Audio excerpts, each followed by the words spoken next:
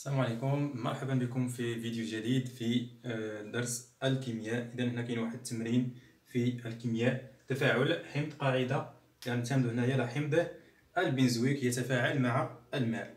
إذا هذا التمرين هذا كاين في امتحان البكالوريا الوطني دورة 2016 بالنسبة لإس اس في تي.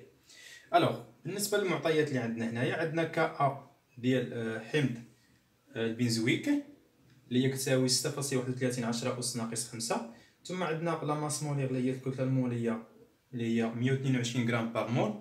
بالنسبة للجزء الأول، تحديد النسبة المئوية لحمض البنزويك الخالص الموجود في عينة من البلورات المحضرة.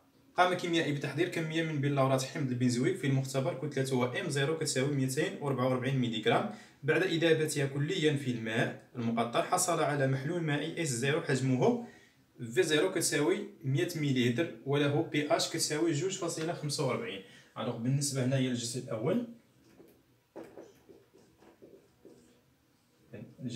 الأول، شنو عندنا فيه؟ إذا عندنا المحلول اللي هو هذا الذي تم تحضيره، بلورات. إذا هنا وضعنا واحد البلورات ديال M0 اللي كتساوي لنا 244 ملغ من بلورات حمض البنزويك. ثم حصلنا في الاخير على واحد المحلول لا سوليسيون S0 إيتيغال 100 مليلتر، بي اش قيمة بي اش ديالها اللي هي تقريبا 2.95. السؤال الاول، اكتب معادلة كيميائية المنمذجة للتحول الحاصل بين حمض البنزويك والماء. الوغ بالنسبة الا بغينا نكتبوا المعادلة الحاصلة او المعادلة الكيميائية هنايا للتحول الحاصل بين الحمض والماء، بطبيعة الحال كنجي نقلبوا على المعطيات. عندي الحمض هنايا وكنمشي للبي كا ار، عندي القاعدة ديالها. الوغ السؤال الاول المعادلة. اذا كنبداو بنصف المعادلة الاولى. اذا C6H5COOH. اذا نصف المعادلة ديالها، اذا القاعدة المرافقة باردون، نحاول من كنطلع شويه ديك المعادله الفوق. اذا C6H5COO- بلس H بلس. اذا هذه نصف المعادله بالنسبه لحمض قاعده برونشتاد. اذا هذا حمض القاعده المرافقه ديالو كيخرج لنا واحد البروطون. الوغ بالنسبه لهذا الحمض غيتفاعل مع الماء. اذا الماء يلعب لنا الدور ديال، اذا كان هذا حمض الماء يلعب لنا الدور ديال القاعده. اذا H2O، نعرفوا ان الماء من لي زونفوليت اللي مره كيكون حمض مره كيكون قاعده على حساب المحلول او الحمض ولا المحلول اللي غادي يتفاعل معاه بطبيعه الحال. اذا غيعطينا هنايا H3O+. اذا هنايا خاصها H+. ثم المعادله الحاصله اللي هي C6H5COOH بلس H2O اللي غينتج لنا C6H5COO- plus H3O+. إذا هذا أكو الحالات الفيزيائية أكو كلهم مميزات. هذا ليكيد ثم أكو. إذا حمض البنزويك يتفاعل مع H2O الماء كيعطينا قاعدة مرافقة زائد H3O+. ثم ثانيا اكتب قيمة بي كا للمزدوجة C6. الوغ عندنا حنايا كا. ثانيا لدينا، إذا كنعرفوا أن العلاقة ما بين بي كا و كا. إذا بي كا كتساوي لنا ناقص اللوغاريتم ديسيمال دو كا، كتطبيق عددي مباشرة لأن في المعطيات عطينا كا. إذا بي كا كتساوي لنا ناقص اللوغاريتم ديال كا. شحال كتساوي لنا في المعطيات؟ عطينا لينا اللي هي 6.31 في 10 أس ناقص 5 اللي غتساوي لنا تقريبا 4.2. جو بونس غتساوي لنا شي 4.2.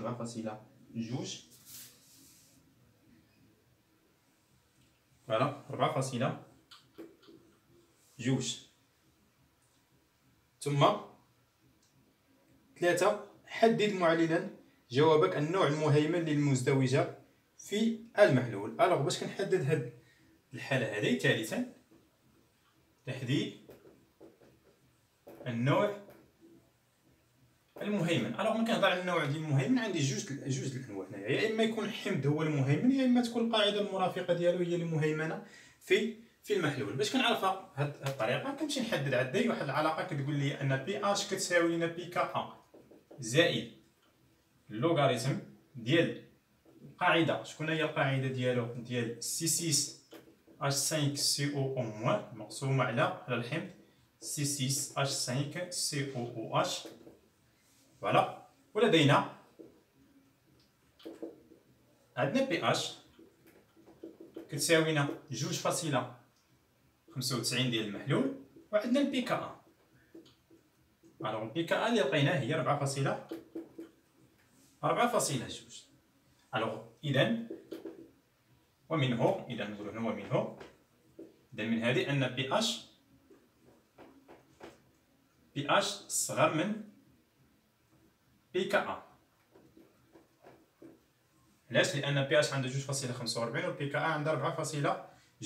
الوغ الا جينا البي كا ا جينا في هذا الطرف هذا غتولي عندنا البي اش ناقص البي كا ا كتساوينا اللوغاريتم ديال القاعده سي 6 اش 5 سي او او موان ديفيزي بار سي 6 اش 5 سي او او سي او اش. الوغ بي اش ناقص بي كا ا، الا جينا البي اش هنا بي اش ناقص البي كا ا، اذا غتولي عندنا صغار من زيرو. سي بون. اذا بي اش ناقص البي كا ا الا جينا هنايا تولي عندنا صغار من زيرو. اذا هذه صغار من زيرو. مزيان. الوغ دابا اللوغاريتم ديال سي 6 اش 5 سي او او موان مقسومه على سي 6 اش 5 سي او او اش، اذا صغر من زيرو. اذا زيرو شكون هو اللوغاريتم ديال واحد، هو اللوغاريتم ديال واحد. اذا نحيد اللوغاريتم من هنا ونحيد اللوغاريتم من هنا، غتولي عندي سي 6 اش 5 سي او او موان صغر من تركيز ديال سي 6 اش 5 سي او او اش. اذا النوع المهيمن هنا، وبالتالي النوع المهيمن هو الحمض سي 6 اش 5 سي او او اش. الوغ باش نعرفها بواحد الطريقه اللي هي سهله باش نعرف شكون هو النوع المهيمن واش الحمض القاعده، عندي واحد ليشيل، واحد السلم. هنا عندي بي اش كتساوينا بي كا ا، بطبيعه الحال هذا السلم ديال بي اش. الا كانت عندي بي اش صغر من بي كا ا، اذا هنا كيكون النوع المهيمن هو الحمض. الا كانت عندي هنايا بي اش كبر من بي كا ا، اذا النوع المهيمن هو القاعده. مزيان. الا كانت عندي بي اش كيساوي بي كا ا، بطبيعه الحال هنا عندي التوازن. هنا بطبيعه الحال ما كاين حتى شي نوع مهيمن، هما كيتساواو، كيولي يساوي لي التركيز ديال هذا كيساوي التركيز ديال هذا، كتولي بي اش كتساوينا بي كا ا. الا كانت عندي بي اش صغر من بي كا ا، حسبت البي اش وحسبت البي كا ا ولقيت بي اش صغر من بي كا ا، راه النوع المهيمن هو الحمض. في هذه الحاله عندي هنايا هي بي اش صغر من بي كا ا، لقينا النوع المهيمن هو الحمض. ولا كانت عندي بي اش كبر من بي كا ا، راه النوع المهيمن هو القاعده. اذا غندوزو دابا السؤال رابعا. لمعرفة قيمة الكتلة من الحمض للحمض الخالص الموجود في البلورات المحضرة، قام الكيميائي بمعايرة الحجم في كتساوي 10 ملل من المحلول اس 0. اذا هزينا هاد اس 0 هزينا منه واحد 10 ملل، وغادي نمشي نديرو ليها المعايرة الدوزاج بواسطة محلول مائي لهيدروكسيد الصوديوم تركيزه المولي سي بي كتساوي 1 في 10 أس ناقص 2. الحجم المضاف عند التكافؤ هو في بي او تساوي 18 ملل. اكتب معادلة التفاعل حاصلة بين الحمض البنزويك وأيونات هيدروكسيد الصوديوم والذي نعتبره كليا. إذا مادام أنا قال نعتبره كليا، إذا غيكون عندنا سهم واحد. أنا غنمسح هذه باش يبقى عندي هنايا لابارتي.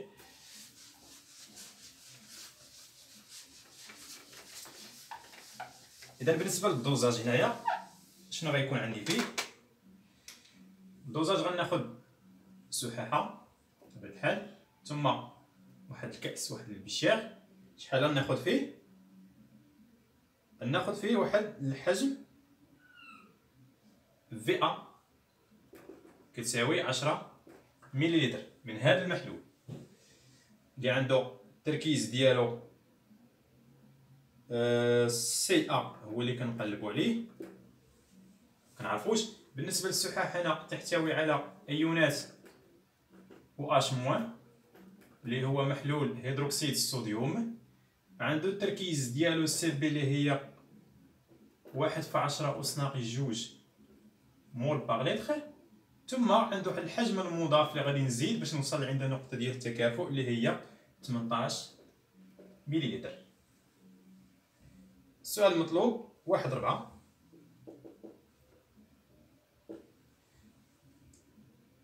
بطبيعة الحال هنا كاينه رابعا.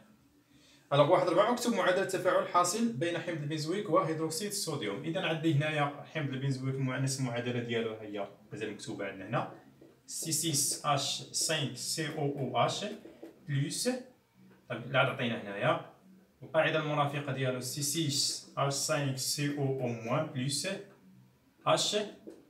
H بلس.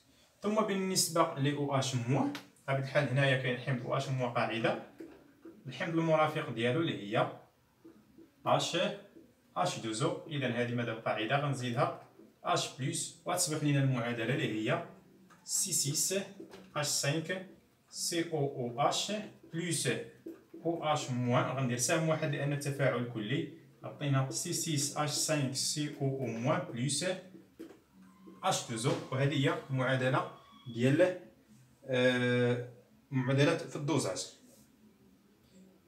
السؤال 2/4. احسب قيمة سي التركيز المولي للمحلول المحضر. الوغ 2/4 فوالا. إذا عند التوازن، عند التوازن كتولي عندي كمية المادة ديال C6H5COOH كتساوينا كمية المادة ديال OH موان. هادشي عند التوازن. فيت اتونسيون، الا كان عندي لي كويفيسيون هنايا المعاملات كنقسم عليهم، كان مثلا شي معامل 2 هنا راه كنقسم على 2. هنا كاين المعامل هنايا 1 وكاين المعامل هنايا 1، اذا الا قسمت على 1 على 1 ما عنديش مشكل. شنو فيها هاد C6H5؟ اذا شنو فيها؟ اذا هذه هي، اذا سي ا في ا كتساوينا، اذا كمية المادة هنايا شنو فيها؟ فيها سي بي في بي او. إذا شنو كنقلب انايا؟ كنقلب على في ا اللي مطلوبه، كنقلب انايا على سي ا. الوغ سي ا كتساوينا سي بي في بي او ديفيزي باغ في ا. تطبيق عددي مباشره، سي بي اللي هي 1 في 10 أس ناقص 2، في بي او هي 18 بطبيعة الحال هنا بالمليلتر، ديفيزي باغ في ا اللي هي 10 مليلتر. إلا غتعطينا القيمة مباشرة غادي نقسم هنايا على 10، هي 1.8 في 10 أس ناقص 2 مول باغ لتر. إذا الطريقة سهلة، وهذه هي الطريقة اللي غادي تخرجنا باش نلقاو التركيز ديال الحمض سي ا هنايا 10 مليلتر ماشي 100 مليلتر. الوغ 3/4 يستنتج قيمة N كتلة حمض البنزويك الخالص الموجود في المحلول S0 دي الحجم V0. فوالا هنا أول حاجة في هاد الحالة هنا 3/4 غنمشي نقلب على الكتلة ديال الحمض اللي كاينة في 10 مليلتر. الكتلة M الموجودة في 10 مليلتر من الحمض. علاش؟ لانني درت الدوزاج فين؟ درت الدوزاج 10 مليلتر، ما درتش الدوزاج 100 مليلتر. اتونسيون باش ما نمشيوش نقلبوا عليها هنايا مباشره، كنمشي نقلب عليها في 10 مليلتر ومن بعد كندير غير دو 3 الا هي العلاقه الثلاثيه وكنلقى شحال عندي الكتله في 100 مليلتر. الوغ شنو عندي انايا؟ عندي انا السي ا. الوغ كنعرف انا كميه الماده ديال الحمض سي 6 اش 5 سي او او اش اللي غتساوينا سي فوا في. طيب بحال هي سي ا فوا في ا. الا بغيت الكتله اذا هذه غادي نقسم هي ام الكتله ديال سي 6 اش 5 سي او او اش مقسومه على الكتله الموليه ديال سي 6 اش 5 سي او او اش كتساوينا سي ا فوا في ا. دابا سمح لي غادي نمسح هاد لابارتي اللي هنا باش نكمل. اذا كيبقاو لي هنا هادو المعطيات غنخليهم. اش كنقلب انايا على الكتله؟ اذا ام كتساوي ليا ولا ام هنايا ديال الحمل سي 6 اش 5 سي او او اش اللي غتساوي ليا الكتله الموليه في التركيز في ا. اذا هي الكتله الموليه في السي ا في ا. بقى لي التطبيق العددي على ام ديال سي 6 اش 5 سي او او اش اللي غتساوي ليا الكتله الموليه راها عاطينا ليا في المعطيات الفوق اللي هي 122 مضروبه في السي ا اللي كنا حسبناها هي 1.8 10 بويسونس موان 2 في ا الحجم اللي عندي هو 10 مليلتر. فوالا 10 بطبيعة الحال 10 في 10 أس ناقص 3 اللي كنقول هنا 10 مليلتر واللي غتعطيني القيمة مباشرة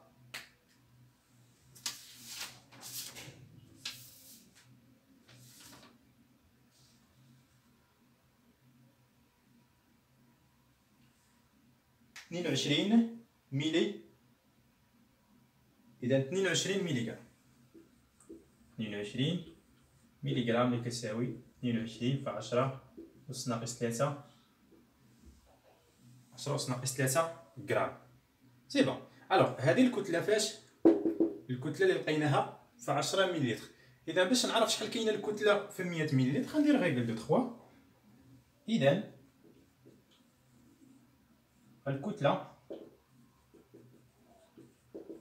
الموجودة في اس 0 أي في 0 كتساوي 100 مليلتر هي لقيت انايا 22 مليغرام اللي كاينه في 10 مليلتر. شحال كاينه ام 0 بطبيعه الحال هما كيقلبوا هنايا على ام 0 نسميها انا ام 0 ولا ام. شحال هي الكتله اللي كاينه في 100 مليلتر؟ بقات لينا اذا ام اش غتساوي لنا هي 22 مضروبه في 100 تقسيم 10 اللي غتساوي ليا اذا مشى ليا 0 هنا مع 0 من هنا اللي هي 220 مليغرام. اذا اللي بغيناها بالغرام اللي هي 220 في 10 أس ناقص 3 10 أس ناقص 3 غرام. ثم آخر سؤال قالت لنا 4 حدد قيمة النسبة المئوية بورسونتاج لحمض البنزويك الخالص الموجود في البلورات المحضرة. في هذه الحالة هنايا مباشرة ملي كنحسب البورسونتاج شنو كيعني ليا البورسونتاج؟ هي الكتلة اكسبيريمونطال يعني لا ماس اكسبيريمونطال سور لا ماس تيوريك يعني الكتلة اللي لقينا حسابيا مقسومة على الكتلة اللي كاينة تجربة نظريا. هنايا